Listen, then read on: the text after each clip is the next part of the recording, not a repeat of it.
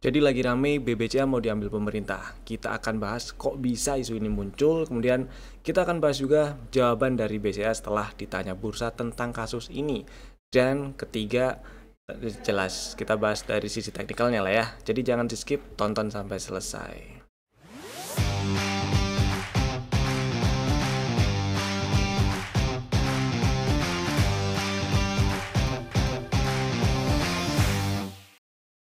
Selamat datang di Cuan Community, partner of Pintraku Sekuritas. IHSG dulu lah kita bahas. Hari ini menguat 1%, tutup di 7943.83. Higher low candle-nya ya memang menguat dan belum ngetes area gap 7800 7835. Tetap stay safe yang jelas. Ini masih ada peluang untuk lanjut ke atas.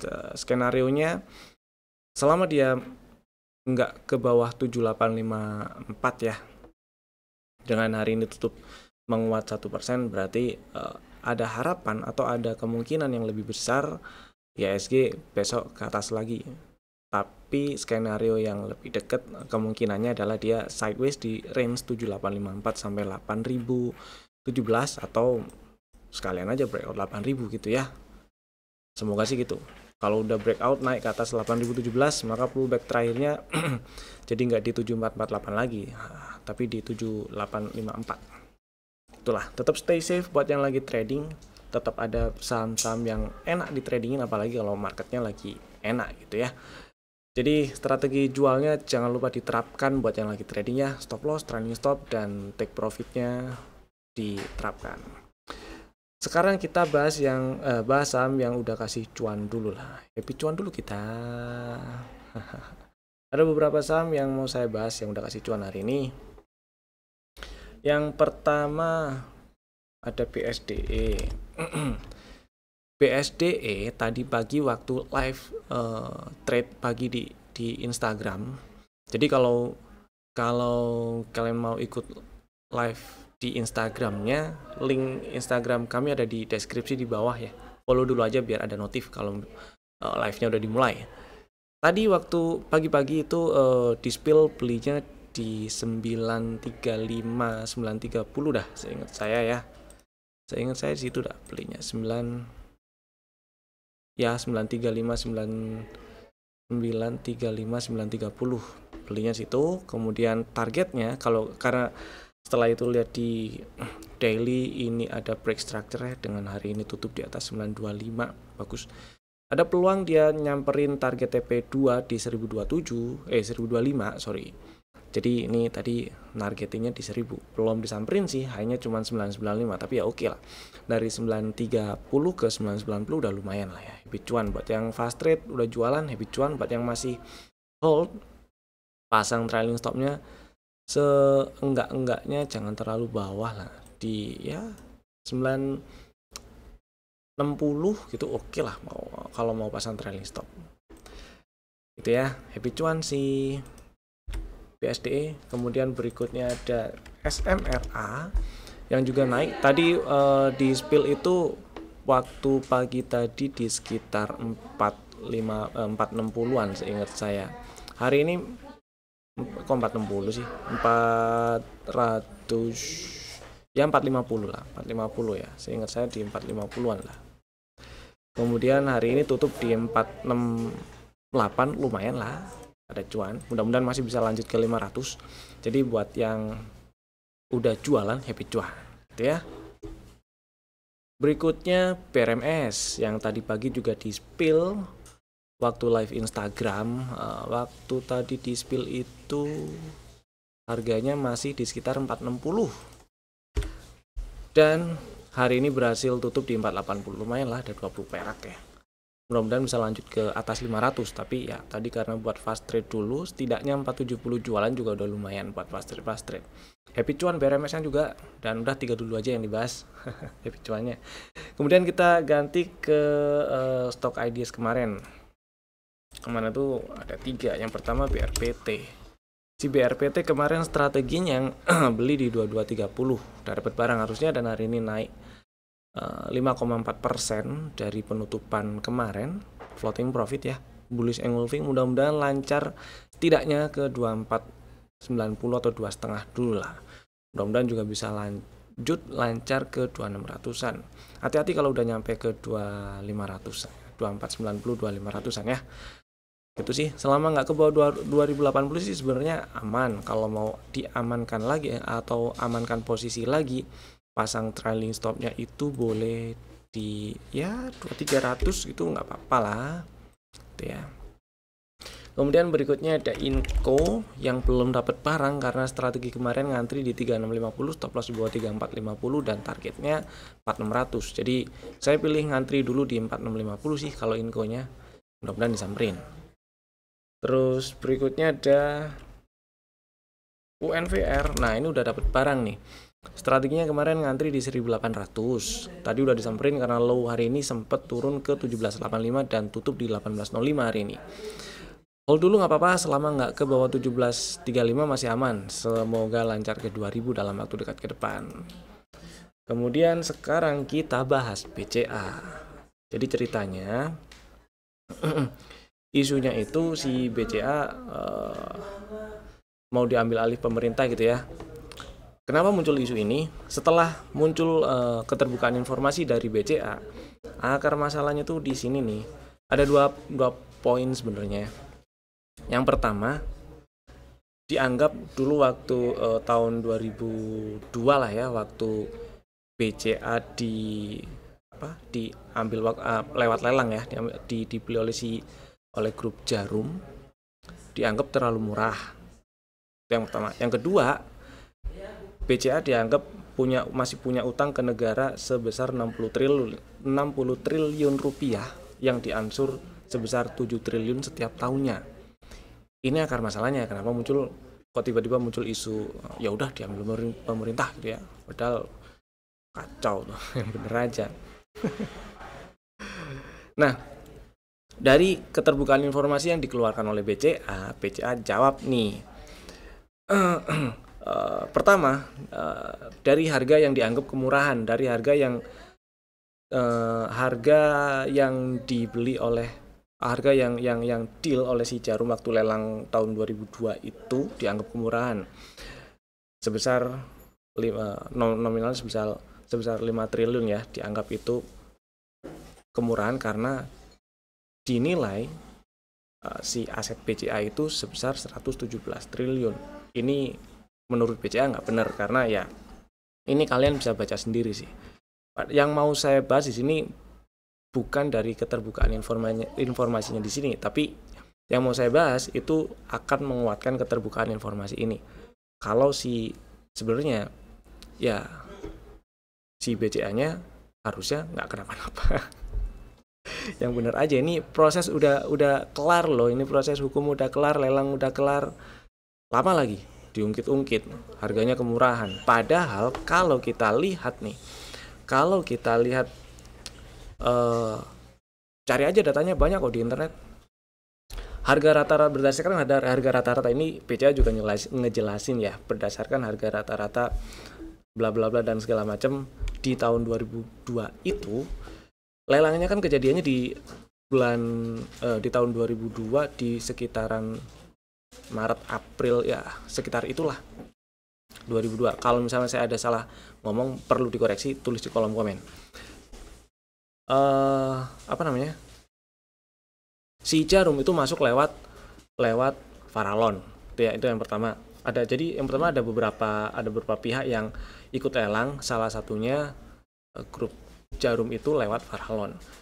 Dan harga BCA waktu itu menurut harga rata-rata, dari sumber ini datanya dari sumber mana sih? Dari sumber ini dia. Nah, ini di green.com. Harga rata-rata di bulan Maret April 2022 itu harga rata-ratanya di 1280-an. April harga rata-ratanya di 1300-an, 1325. Kemudian yang perlu diketahui adalah dealnya waktu itu di harga 1700-an. Kemurahannya di mana? Itu udah di atas harga market. Itu sih. Murahnya di mana gitu loh. Padahal harga market di situ, ya ini konteksnya tahun 2002 BCA sudah listing di bursa ya, sudah listing di bursa, dan harga rata-ratanya di situ waktu di bulan Maret April ada di sini di 1287 untuk bulan Maret dan 1325 untuk bulan April. Jadi nggak kemurahan karena belinya tawaran Farallon itu sebesar nawar si BCA itu, pengen beli si BCA itu, ngebitnya pas waktu lelang itu di harga 1775 per saham, di atas harga market dong. Itu nggak kemurahan, itu di atas harga market. Gitu loh. Dan ya kemurahannya di mana? Kemudian yang kedua, poin kedua adalah, ini singkat aja Brian, kelamaan ya. Poin kedua adalah dari isu yang katanya BCA ada utang ke negara sebesar 60T dan diangsur sebesar 7T rupiah setiap tahunnya. Di sini BCA udah jawab. Terkait informasi BCA memiliki hutang kepada negara sebesar 60 triliun dan diangsur sebesar 7 triliun setiap tahunnya, itu nggak benar.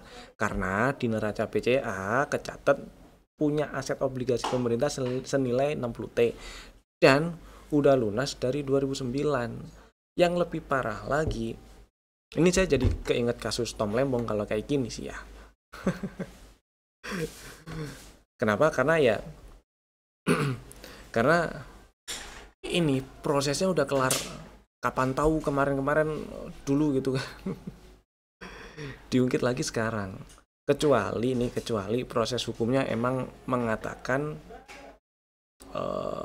ya harus maksudnya prosesnya benar dan emang harus diserahkan ke pemerintah, dan ya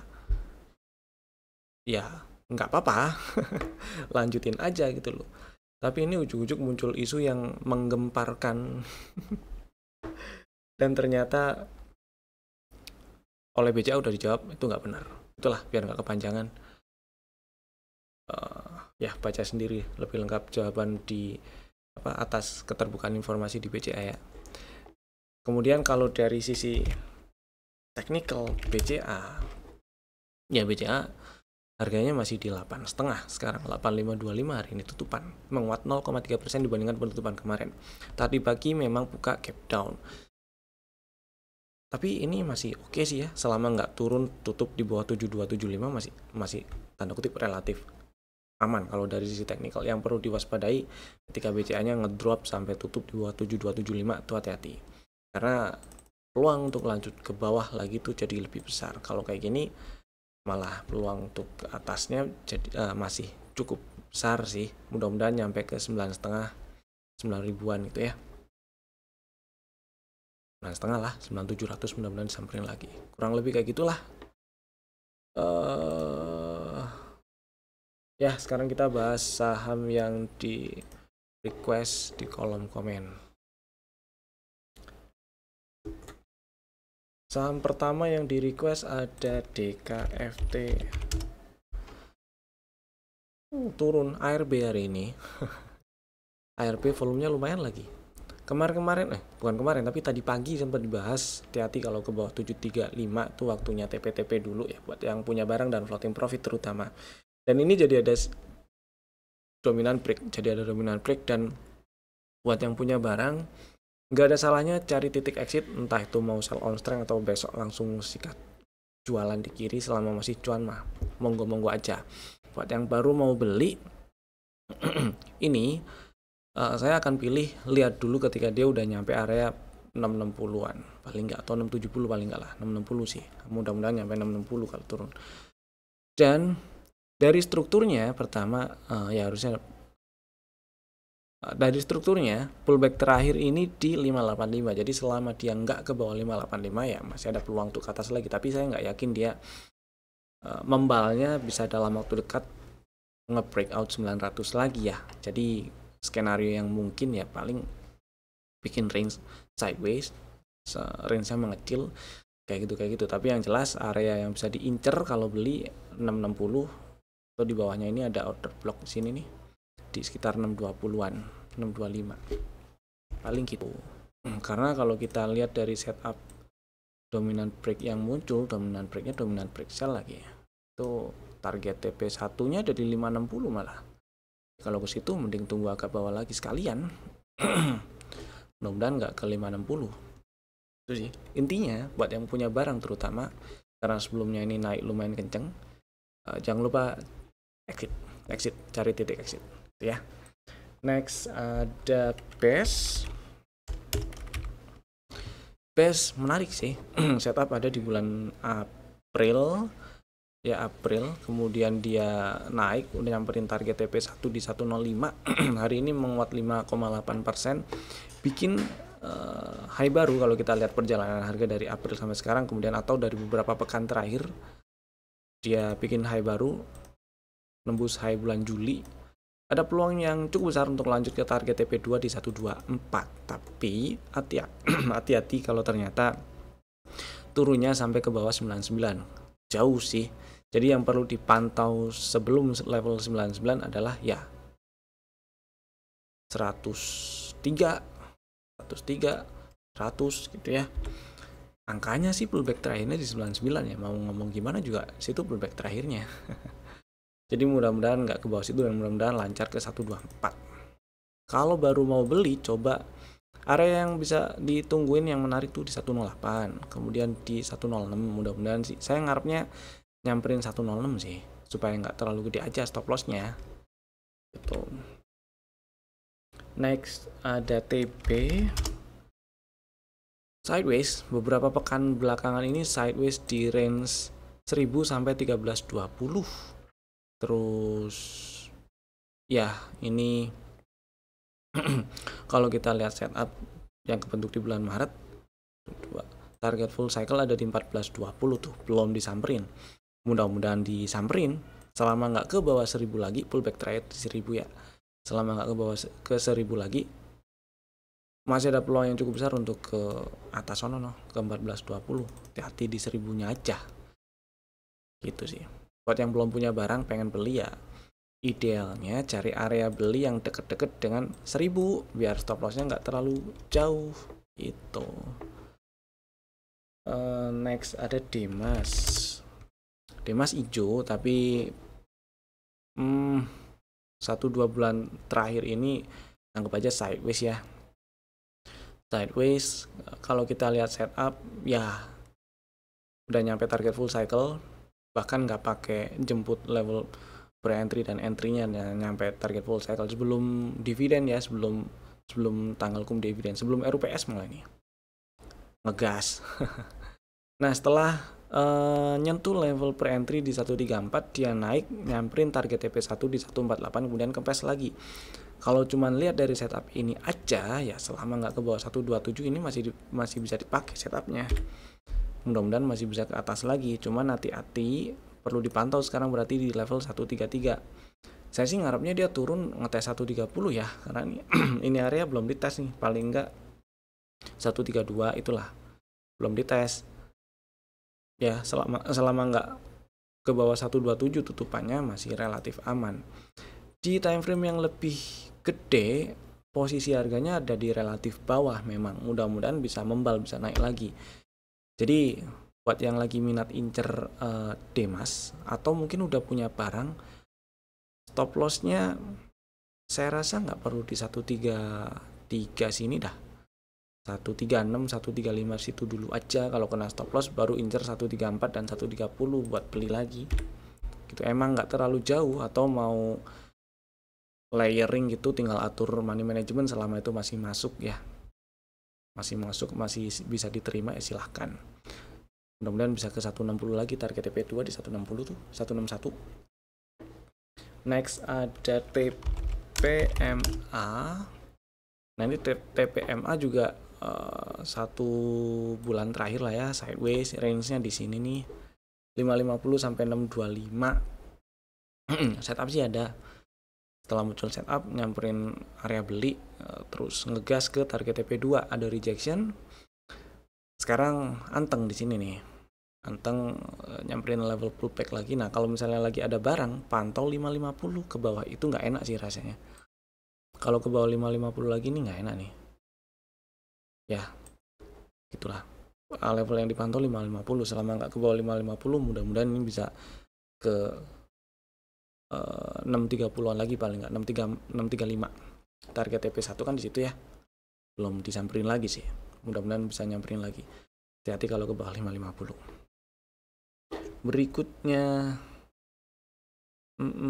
kita bahas saham yang masuk ke dalam list rekomendasi untuk besok hari Kamis 21 Agustus 2025. Ada 3 saham, Bapak Ibu bisa masukin ke dalam watchlist jika belum ada. Saham pertama ada SMGR. Ini menarik, SMGR hari ini menguat berapa? 4,4%. Tadi pagi waktu live IG udah dibahas, saya nunggu dia berhasil nembus ke atas 2810. Hari ini dikasih tutupannya di 2820, alhamdulillah. Jadi ada setup baru sih yang kebentuk ya. Dan ini calon low valid di 2390. Bagus, ada CP1. Sebelumnya juga ada sih. Dan area kotak hijau ini 2700 sampai sekitar ya 2700 2600. Itu bisa diperhatiin jadi area beli. Buat yang minat beli SMGR, ngantri di 2700 boleh, stop lossnya di bawah 2580 aja. Dan targetnya saya incer target TP2 dari setup yang udah bentuk, yaitu di 3500-an. Di situ nggak jauh dari situ, di atasnya ada area order block yang belum dites, yaitu di 3600. Mudah-mudahan bisa ke 3600, tapi paling nggak ke 3,5 juga udah lumayan gitu ya. Saham kedua ada Sumarecon. Nah ini tadi masuk hapcu karena sempat di spill untuk fast trade. Karena hari ini tutup di 468 dan menguat 4,9% dan tutup di atas highest close sebelumnya di bulan Agustus, maka ada peluang yang lebih gede ya untuk lanjut ke 500 atau nyamperin target TP2 dari setup yang udah kebentuk, yaitu di 505 510 lah. Mudah-mudahan nyampe sana ya. Di situ juga area itu juga bersinggungan dengan area order block ini yang udah dikotakin merah tuh, mudah-mudahan nyampe sana. Jadi buat yang belum punya barang, belum punya SMRA, besok bisa ngantri. Sebenarnya area belinya itu mulai dari 458 udah oke, tapi supaya nggak terlalu gede risikonya, saya pilih area 450 atau ya 454 boleh lah. Stop lossnya di bawah 430 aja, dan targetnya 500 510 gitu ya. Saham ketiga ada SSIA yang hari ini menguat 4,6%, tutup di 2490. Bullish and moving kalau kita lihat 2 candle terakhir aja, dan ya membal dari area gap 2330 dan berapa itu 2380.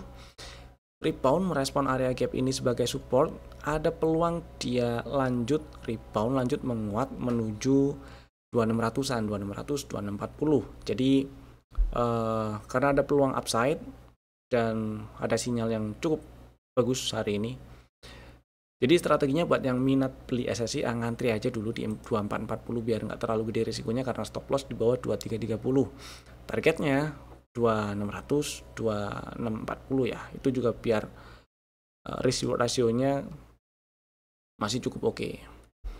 Ya, itu tadi 3 saham pilihan kami untuk besok. Bapak Ibu bisa langsung bikin ordernya sekarang juga menggunakan fitur-fitur automatic order di aplikasinya masing-masing. Terima kasih telah tonton video ini dari awal sampai selesai. Saya Evan, sampai jumpa lagi di video kami berikutnya. Dadah.